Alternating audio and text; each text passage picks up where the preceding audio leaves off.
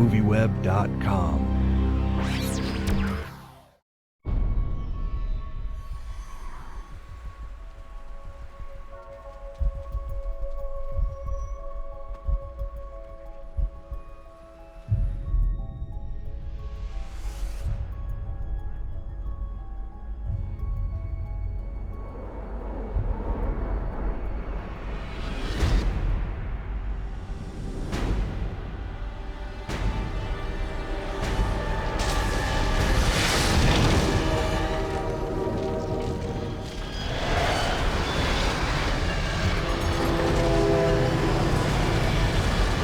This film is a pretty hardcore action film. I mean, you guys are fighting and killing people, and it's much more active than the first movie. So coming in as Prince Caspian, the lead role, how did you train for this? What did they get you in shape to do all the sword fights and all that stuff?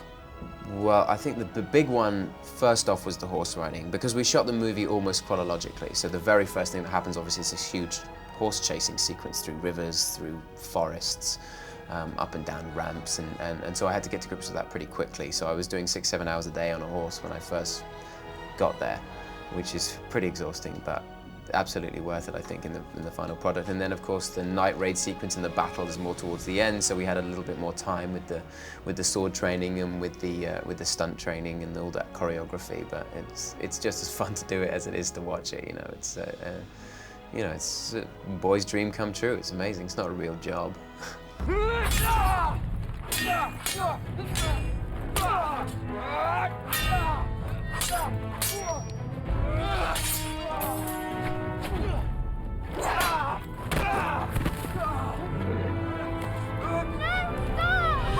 in this film is basically a major action star, a mythic hero. I mean, you had some good fight scenes in the first film, but in this film, you really own it with all the dueling and stuff. Talk about training for that and just getting into that whole being more aggressive and making Peter more of a hero.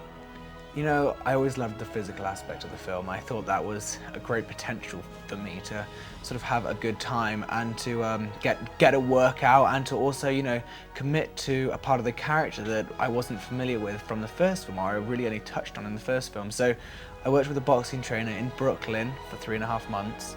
And then I also was working very closely with a stunt coordinator throughout the film, and we choreographed a 110-beat fight for the Peter Miraz battle duel, and I really thoroughly enjoyed working on that duel. It was one of the greatest moments I think I'll ever have as an actor, because I was just throwing myself around, jumping and diving, you know, blocking, and he was he played Miraz as Miraz's double, and I really enjoyed that.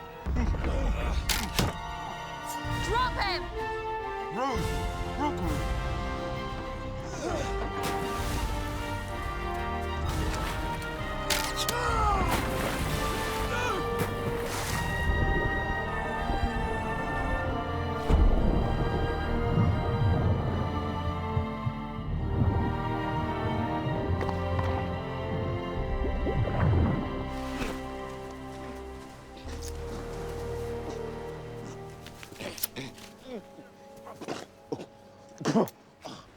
Drop him! So in the sequel, you guys are like big action stars. I mean, you're fighting, you're killing people, you're doing a lot more interaction, you know, than you were in the first film. What was it like to train for that, and especially with the bow and arrow stuff? It was great. You know, Queen Susan is Queen Susan the Gentle, but we thought, well, that doesn't mean she can't be strong. And we talked to Doug Gresham, C.S. Lewis's stepson, about making some changes and putting Susan in the battle, which is great. I mean, I got to do some more archery, but it's a lot more complicated this time around. I'm more creative with my bow and throwing arrows and things like that. I also got to learn to horse ride, which I loved. I couldn't believe that galloping across fields in Queenstown, New Zealand was actually going to work for the day. It was really fun. I saw the film last night, and it is a tremendous action film. That's really surprised me, and especially William Moseley's character, Peter, is like a mythic hero, a really big action star in this film. You talk about coaching the kids up, you know, Susan and Peter, to actually do that and become these big action heroes? You know, I mean, I give most of it to them. I mean, they did a really great job. Obviously, our stunt coordinator worked really closely with everyone. Even Ben, who came into the game fairly late, started training relatively early on. William was boxing, he was horse riding, he was sword fighting. Anna was doing archery and fighting. You know, Susan gets to kind of really kick butt in this film. But Will, I would say, one of the most impressive stunts in the film was a stunt that he did himself, which was the vault onto the horse.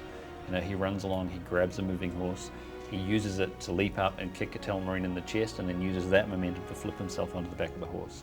And Will, I think we did 6 takes of that, and Will pulled it off in 3 of those takes. It's a pretty remarkable feat. But he's a very physical, athletic kind of guy.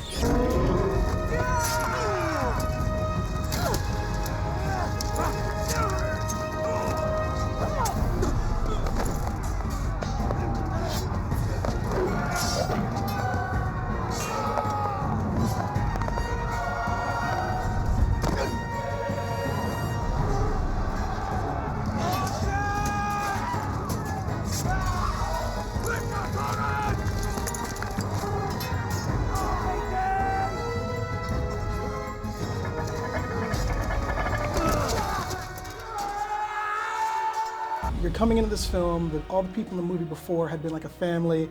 What was it like to kind of get into that group and to say, hey, I'm Prince Caspian, I'll be part of the series now? Were they welcoming? Did they haze you or anything like that? You know what, there was a little bit of ribbing all the way through, I have to admit, particularly from Georgie and William. They would mock me a lot, but it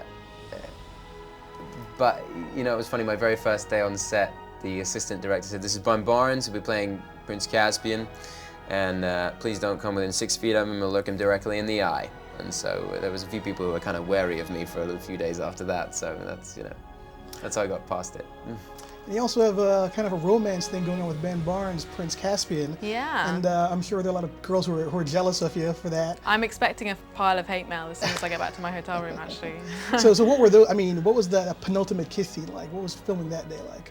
Well, we filmed it pretty close to the end of the shoot, so I already knew Ben really well. And it was kind of weird to be so close to someone and have to kiss them. And actually it was my first screen kiss, so I was pretty nervous. I'm not really into public displays of affection, and it was pretty public. We had, first of all, an audience of 300 extras, but then an extended audience of goodness knows how many. But it was fine, by the time you'd done these things 20 times over, they'd sort of lose any sense of awkwardness and just become a performance. When we saw you at Comic-Con, you had throngs and throngs of teenage girls just going crazy. And one fan begged for a hug, and you were good enough to jump off the stage and give her a hug, and it was very nice. Do you enjoy interacting with the fans, or does it get annoying after a while? No, I think it's kind of a rewarding part of the job, because it means that people have enjoyed your performance and liked what you did. And if they were shouting at me and telling me I did what a terrible job in the film at Comic-Con, I would be kind of upset and reconsider being an actor. But since people liked it and somebody wants a hug, why not give them a hug? Hugs not drugs. That's my motto. Now, obviously, the Voyage of the Dawn Treader, I guess you guys are going to start shooting at the end of the year. My question to you as a director and the driving kind of creative force behind these movies is, it takes years to get these done. It's a lot of, working with people and young actors. How committed are you to seeing it through? Do you see yourself making all these films, or are you going to take a break after the next one? I'm taking a break after this one. I am actually. I'm not directing the next one. Michael Really? Apted is going to direct the next one. Yes, he's already started his location scouting at this point.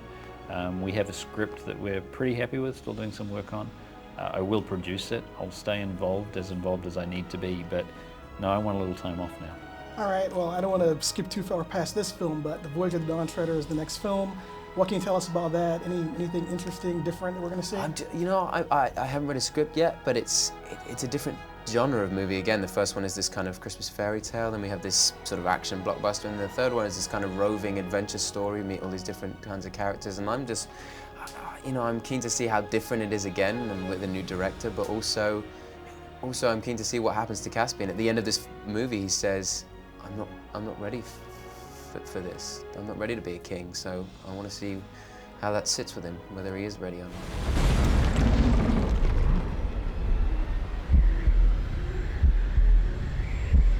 All that you know is about to change.